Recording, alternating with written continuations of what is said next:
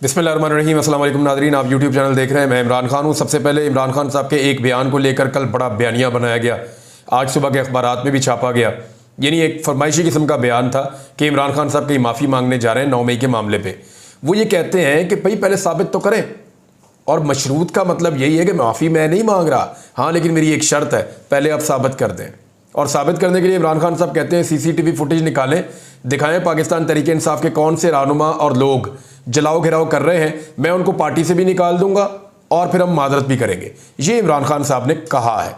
लेकिन वो ये बात खाली नहीं कर रहे, उन्होंने और बहुत सारी बातें की हैं, जिनमें से कुछ चीज़ें मैं आपको अभी पढ़ के सुना देता हूँ ताकि जो लोग ये प्रोपेगेंडा कर रहे हैं उनकी तरह तसल्ली भी हो जाएगी। एक तो इमरान खान साहब ने यह भी कहा कि जिस तरह हसीना वाजिद मुल्क से फरार हुई है, मुझे खदशा है कि इसी तरह नवाज शरीफ, आसिफ अली जरदारी और शहबाज शरीफ भी मुल्क से फरार हो जाएंगे। फिर इमरान खान साहब ने कहा कि बांग्लादेश में फौज ने अपने शहरियों पर गोली चलाने से इनकार कर दिया और अवाम के साथ खड़ी हो गई।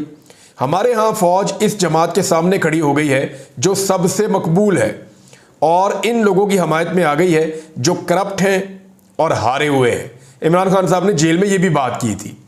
इमरान खान साहब ने यह भी कहा था कि कादी फायद ईसा ने तहरीक इंसाफ को क्रश करने के लिए इस तरह की खामोश सहूलतकारी की है जिस तरह अमेरिका और मगरबी ममालिक ने खामोश रहकर फ़लस्तीनियों के कत्लो गारत के अंदर सहूलतकारी की है या वो कत्लो गारत गिरी करवाई है।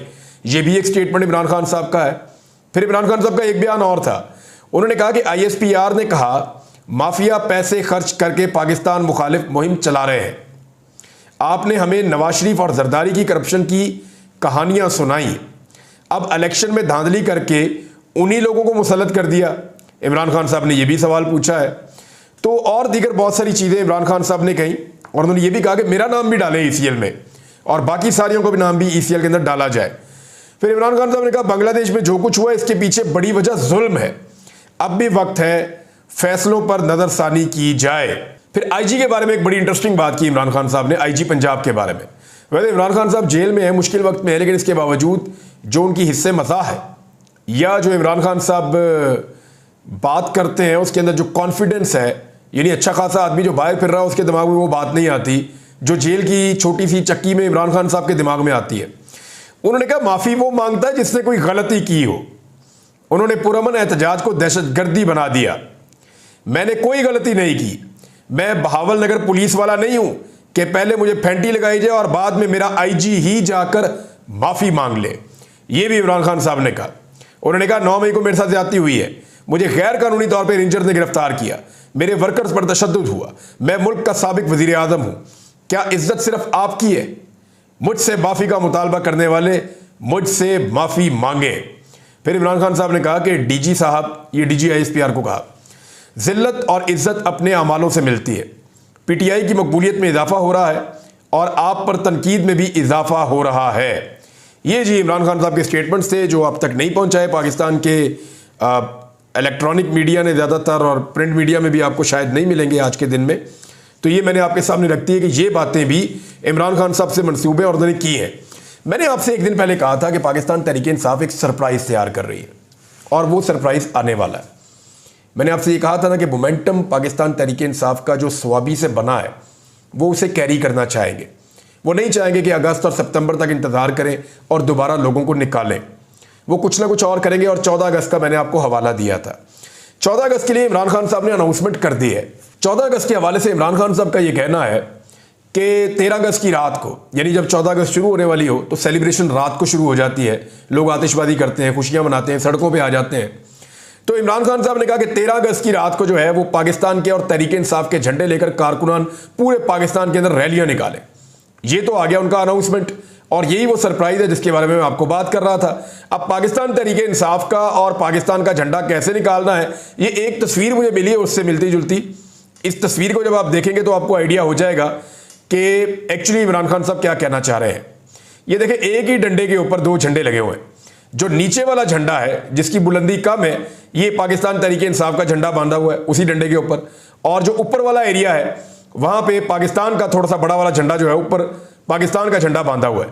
यानी एक ही डंडा होगा, उसके ऊपर 2 झंडे होंगे, ऊपर वाला पाकिस्तान का, नीचे वाला तहरीक इंसाफ का। तो जब आप ऐसे झंडा लेकर निकलेंगे तो पुलिस कैसे आपसे पाकिस्तान का झंडा छीन लेगी? क्या पुलिस ये कर सकती है? मेरी नज़र में तो नहीं कर सकती। पाकिस्तान तहरीक इंसाफ का जो वर्कर होगा वो पाकिस्तान तहरीक इंसाफ के झंडे को कम अहमियत और कम इज्जत दे रहा है, उसको नीचे रख रहा है, लेकिन पाकिस्तान के झंडे को ज़्यादा अहमियत और इज्जत दे रहा है, उसको अपने झंडे से ऊपर रख रहा है और वो इजहार यकजहती कर रहा है। पाकिस्तान के लिए 14 अगस्त भी बना रहा है, तो क्या ये पाकिस्तानी नहीं है? इन्हें 14 अगस्त नहीं मनाने देगी पुलिस? तो ये बड़े अजीबोगरीब सिचुएशन, बड़ी ही ख़ास किस्म की बेशर्मी और ढिठाई दरकार होगी ऐसे लोगों को रोकने के लिए। मैं आपको फिर बता रहा हूँ, बड़ी ही ख़ास किस्म की एक ढिठाई और बेशर्मी दरकार होगी ऐसे नौजवानों को रोकने के लिए जो पाकिस्तान का झंडा अपने साथ लेकर आएंगे। ये बड़ा मुश्किल हो जाएगा। तो ये जी एक सरप्राइज़ है जो पाकिस्तान तहरीक इंसाफ ने तैयार किया है और 14 अगस्त को आपको इस तरह के, ये जो आपको नज़र आ रहा है ना, इस किस्म के बहुत सारे झंडे आपको 14 अगस्त पे पाकिस्तान तहरीक इंसाफ के लोग ले जाते हुए मोटरसाइकिलों पे, गाड़ियों पे वॉक करते हुए, ये आपको जगह जगह नजर आएंगे। तो ये वो सरप्राइज़ था जिसके बारे में मैं आपको कह रहा था। और इमरान खान साहब ने अली अमीन गंडापुर को भी ये हिदायत की है, ये पाकिस्तान तहरीक इंसाफ की जानिब से अब जलसे करेंगे और मुल्क भर में जलसे करेंगे। इमरान खान साहब ने कहा ये जलसे किए जाए, जलसे नहीं रोकने, आप जलसे करें, इससे एक मोमेंटम बनेगा। और जो जलसे हैं उनके बारे में इमरान खान साहब कह रहे हैं कि पुरअमन तरीके से करने हैं, किसी किस्म का कहीं पे भी वायलेंस रिपोर्ट नहीं होना चाहिए, वायलेंस से हमेशा बचना है। देखें, इस वक्त जो निज़ाम है या जो पीडीएम की सरकार है, अगर उन्होंने दोबारा इमरान खान को काबू करना है तो उनको कोई ना कोई ऐसा माहौल बनाना पड़ेगा या कोई ना कोई मुद्दा इमरान खान साहब पे डालना पड़ेगा। जैसा कि इमरान खान साहब कहते हैं कि 9 मई फॉल्स फ्लैग ऑपरेशन था, वो ठीक नहीं था, हमारे लोगों ने नहीं किया, उनका ये कहना है। और वो ये कहते हैं अगर किया है तो फुटेज के जरिए साबित करें या कोई जुडिशल कमीशन बना दें, सबूत लेकर आए, फिर हम माफ़ी भी मांग लेंगे, फिर जो लोग जिम्मेदार हैं उनको सजा भी दिलवाएंगे और साथ खड़े हो जाएंगे। अब इमरान खान साहब कहते हैं उसको एक फॉल्स फ्लैग ऑपरेशन। अब इसी तरह पाकिस्तान तहरीक इंसाफ के अंदर ये सोच है कि उनके खिलाफ दोबारा खुदा ना खास्ता कोई फॉल्स फ्लैग ऑपरेशन हो गया तो फिर मामला जीरो पे ना चला जाए, फिर कोई 5-10 हज़ार बंदा पकड़ के गवर्नमेंट अंदर कर दे, फिर एक नया माहौल बन जाए। तो इससे जो है वो बचा रहे हैं। अच्छा, बांग्लादेश वाला मॉडल क्या पाकिस्तान में आ सकता है? ये सवाल बार बार लोग पूछ रहे हैं, क्योंकि बांग्लादेश का एक मॉडल वो था जो पाकिस्तान के इदारे, एस्टेब्लिशमेंट, सहाफ़ी और पाकिस्तान की सियासी जमातें, पीडीएम वगैरह, ये सारे मिलकर एक मॉडल लाना चाहते थे बांग्लादेश का, और वो मॉडल था हसीना वाजिद वाला। वो मॉडल तो हो गया वहां पे नाकाम।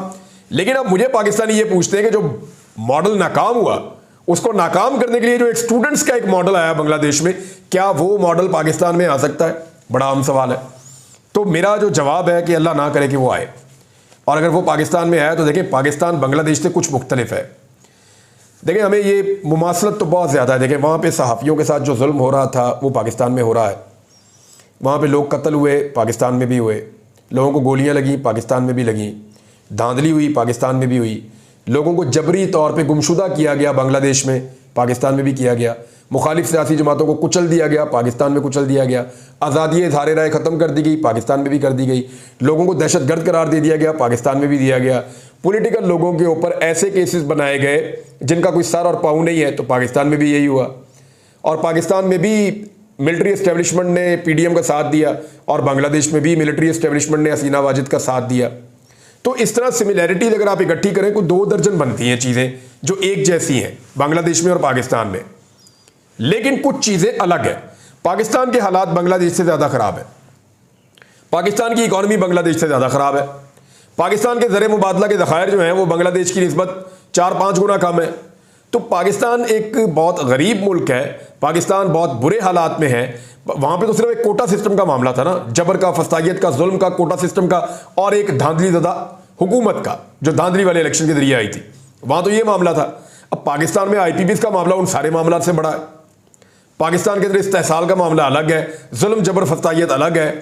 तो पाकिस्तान में मल्टीपल इशूज़ हैं। हमारे बलोच बहन भाई हैं, वो अलग धरना दे के बैठे हुए, उनका अलग मामला है। जमात इस्लामी वाले अलग धरना दे के बैठे हुए, उनके अलग मामला आते हैं। आप खैबर पख्तूनख्वा में कबायली इलाकों में जाएं, उनकी अलग महरूमियाँ है। जनूबी पंजाब में चले जाएं तो लोगों की महरूमियाँ ख़त्म ही नहीं हो रही। अगर आप सिंध में चले जाएं तो इंटीरियर के हालात ऐसे हैं कि लोगों को समझ नहीं आ रही। लोग सैलाब के घर, जो सैलाब आया था ना 2022 में, वो अब तक लोग अपने घरों के अंदर एडजस्ट नहीं हो सके। ये हालात है सिंध के अंदर। और कराची के अंदर जो लॉलेसनेस है, जिस किस्म की करप्शन है, बेईमानी है, वहाँ के मसाइल अलग हैं। तो पाकिस्तान में मसाइल बहुत ज़्यादा है, पोलराइजेशन भी बहुत ज़्यादा है। फिर पाकिस्तान की अवाम भी ज़रा मुख्तलिफ है। अगर यहाँ पे खुदा ना खास्ता बांग्लादेश वाला कोई काम हो गया तो संभालते संभालते बहुत लंबा टाइम लग जाएगा। बांग्लादेश में तो सारा सेटअप चंद घंटों के अंदर यूं बदल गया था ना। 45 मिनट मिले सिर्फ हसीना वाजिद को, कपड़ों समेत जो ज़रूरी चीज़ें हैं ना वो हसीना वाजिद को इंडिया में जाके वहाँ की गवर्नमेंट ने दी है। वहाँ से जो ज़रूरी पैसा वैसा सोना वोना चीज़ें चुज़ें देखे तो वो निकले होंगे, लेकिन जो इस्तेमाल की चीज़ें हैं वो कई चीज़ें वो छोड़ कर गई और इस्तेमाल की चीज़ें जाके इंडिया से हासिल की उन्होंने। और आज जो है वो सुप्रीम कोर्ट बार काउंसिल जो है बांग्लादेश की, वो ये कह रही है कि इंडिया वापस करे हमारे मुल्जिमान को, हसीना वाजिद को वापस किया जाए, हमने इसको सजा देनी है। और लोग जो है वो एयरपोर्ट से भागते हुए पकड़े जा रहे हैं। वो 20 बंदे हसीना वाजिद के आसपास के मार दिए, वजीर मार दिए वहां पे लोगों ने, और लोगों ने खुद भी बड़ी कुर्बानियां दी हैं। 400 लोग तो अभी आखिरी हल्ले के अंदर उनके बांग्लादेश में जो है वो जामहक हो गए। मुमासलत बहुत ज़्यादा है, लेकिन अल्लाह ना करे कि पाकिस्तान में वो हालात हों, क्योंकि पाकिस्तानी जो है वो बड़े ओबीडियंट और बहुत अच्छे लोग हैं, बड़े अमन पसंद लोग हैं, पाकिस्तानी सिस्टम के अंदर बिलीव करते हैं और इलेक्शन के जरिए तब्दीली लाना चाहते हैं। लेकिन इलेक्शन के जरिए अवाम जो तब्दीली लेकर आई उसके आगे बंद बांधा हुआ है। अब वो बंद जो है उसको मजीद मजबूत करने के लिए कभी ये कानून साजी, कभी वो कानून साजी, कभी ये वाला पर्चा, कभी वो वाला पर्चा, कभी इसको अंदर करो, कभी वो बोले उसको अंदर कर दो, कभी, यानी हर किस्म के हथकंडे किए जा रहे हैं कि इस बंद को मजबूत किया जाए। अगर ये खुल गया तो हुकूमत बह जाएगी, हुकूमत बह जाएगी तो फिर वही हो जाएगा जो पब्लिक चाह रही है। लिहाजा पाकिस्तान के अंदर लोग स्मूथ तरीके से ट्रांजैक्शन चाहते हैं, अमन के साथ चाहते हैं, लेकिन लोगों के रास्ते में रुकावट डाली जा रही है। अब तलबा ने पाकिस्तान में अब स्टेटमेंट्स देना शुरू किए। मैं सोशल मीडिया पे देख रहा हूँ बहुत बड़ी तादाद में तलबा के मैंने बयानात देखे और वो वार्निंग दे रहे हैं इमरान खान को लेकर। वो ये कह रहे हैं कि इमरान खान को फौरी तौर पे रिहा किया जाए और जो मैंडेट है अवाम ने जो दिया था वो मैंडेट वापस किया जाए। अब पाकिस्तान के जो स्टूडेंट हैं उनकी भी एक तरह की तहरीक शुरू हो रही है और मैंने ज़्यादातर खैबर पख्तूनख्वा से इसका आगाज़ होते हुए देखा। जब बांग्लादेश से ये मामला शुरू हुआ था तो चंद तलबा ने बैठ के एक कॉलेज के अंदर ये बात की थी और वहां से उन्होंने पहला एहतजाज किया था। 30-40 नौजवान थे जिन्होंने सबसे पहले इसमें शिरकत की थी। फिर ये मामला बढ़ता बढ़ता इतना बड़ा कि पूरे बांग्लादेश में फैल गया। सारी यूनिवर्सिटी, सारे कॉलेजेस, सारे इदारे तालीमी इसके अंदर शामिल हो गए। अब इस वक्त खैबर पख्तूनख्वा की चंद यूनिवर्सिटीज़ और कॉलेजेस के तलबा ये स्टेटमेंट दे रहे हैं, पंजाब से भी आ रहे हैं और उनके ये स्टेटमेंट सोशल मीडिया पे आ रहे हैं और वो ये वार्न कर रहे हैं कि हमारी बात रियासत पाकिस्तान माने, इमरान खान के ऊपर झूठे मुकदमात हैं उसको रिहा किया जाए और साथ ही वो मैंडेट की वापसी मांग रहे हैं कि अवाम ने जो मैंडेट दिया हुआ है उसका एहतराम किया जाए। अब इससे पहले कि तलबा के मुतालबात बढ़ते जाएं या ये बात आगे बढ़े, रियासत को होश करनी होगी, होश के नाखून लेने होंगे। चीज़ों को जल्दी के ऊपर तेल नहीं डाला करते, रियासतें जो है वो पानी डाला करती हैं और वो कोशिश करते हैं कि मामला कूल डाउन हो। अब यहाँ से एक नया इम्तिहान हुकूमत का शुरू हो गया है। देखते हैं कि तलबा की तहरीक जन्म ले सकती है या नहीं ले सकती, और क्योंकि लोग बहुत ज़्यादा इसके बारे में सवाल कर रहे हैं। मेरा ये मानना है कि ऐसा होने से पहले ही चीज़ें इंशाल्लाह दुरुस्त हो जाएंगी और इसकी ज़रूरत नहीं पड़नी चाहिए, क्योंकि हमारे यहाँ पे किसी लड़ाई का शुरू होना बहुत आसान है, उसका ख़त्म होना बहुत मुश्किल, इसलिए बहुत पोलराइजेशन है, अलग अलग ग्रुप्स हैं, लोगों के पास बहुत वेपन्स हैं, हर इलाके का अपना अलग मिजाज और अपने अलग मसाइल हैं। फिर लोग लड़ पड़े तो लोग कहेंगे हमने अपना हक लेकर छोड़ना है, और सबको तो हक नहीं दे सकेगी रियासत, हालात ऐसे हैं। बहरहाल ये मैंने आपके सामने रख दिया। असद कैसर साहब ने एक इल्ज़ाम लगाया, उन्होंने कहा जी कि मुस्लिम लीग नून चाहती है कि मार्शल लॉ लगा दे, लेकिन मुस्लिम लीग नून की तरफ से एक बहुत बड़ा एतराफ़ जुर्म भी आया है और ये जो एतराफ़ जुर्म है ये मियाँ जावेद लतीफ़ साहब ने किया है। मियाँ जावेद लतीफ़ साहब कह रहे हैं कि 9 मई को हमसे ये गलती हुई जो इमरान खान को अहाता अदालत से गिरफ्तार करवाया, यानी उन्होंने ये कहा कि हमने गिरफ्तार करवाया इमरान खान को अदालत के अहाते से। इमरान खान साहब ये एलिगेशन लगाते हैं रेंजर्स के ऊपर। वो ये कहते हैं कि रेंजर्स जो है वो पैरामिलिट्री फोर्स है, उनका कोई काम नहीं था मुझे गिरफ्तार करने का, वो मुझे गिरफ्तार करने क्यों आए और उन्होंने मेरे ऊपर क्यों अटैक किया और मुझे अदालत के हाथे से क्यों घसीट के लोगों को मारते हुए, डंडे मारते हुए, जख्मी करते हुए मुझे क्यों ले गए। बाद में सुप्रीम कोर्ट ऑफ पाकिस्तान ने इस गिरफ्तारी को गैर कानूनी करार दिया था। आज मियाँ जावेद लतीफ़ साहब ने ये एतराफ़ जुर्म किया है कि ये जो हरकत की गई थी इमरान खान साहब के खिलाफ और रेंजर्स को इस्तेमाल किया गया था, जावेद लतीफ़ साहब ये कह रहे हैं कि हमने किया था। वे कह रहे हैं 9 मई को हमसे ये गलती हुई जो इमरान खान को अहाता है अदालत से गिरफ्तार करवाया। तो 9 मई के असल मुल्ज़िम तो फिर ये निकले, जो असल मुल्ज़िमान निकले वो तो ये निकले। अब पाकिस्तान तहरीक इंसाफ के लोग जो है वो एक बात बड़ी क्लियरली कहते हैं, वो कहते हैं जी 9 मई एक मनसूबा था और वो मनसूबा मोहसिन नकवी जो पंजाब के उस वक्त के वज़ीर आला थे और IG पंजाब जो उस वक्त उस्मान अनवर पंजाब के अभी भी वही हैं, इन्होंने मिलकर ये मनसूबा बनाया था और इन्हीं मनसूबा साजों ने 9 मई को पूरा डिज़ाइन किया था और उसी तरह ये सारा कुछ हुआ है। बहरहाल जावेद लतीफ़ साहब का एतराफ़ जुर्म भी आपने देख लिया। अब बलोच यकजहती कमेटी जो है उसके और हुकूमत के दरमियान में अभी तक डेडलॉक बरकरार है। मैं आपको ये इसलिए बता रहा हूँ कि ये बहुत इंपॉर्टेंट खबर है, गवादर से रिलेटेड है, पाकिस्तान के सबसे बड़े सूबे बलूचिस्तान से रिलेटेड है और बलोच जो हमारे बहन भाई हैं उनसे रिलेटेड है।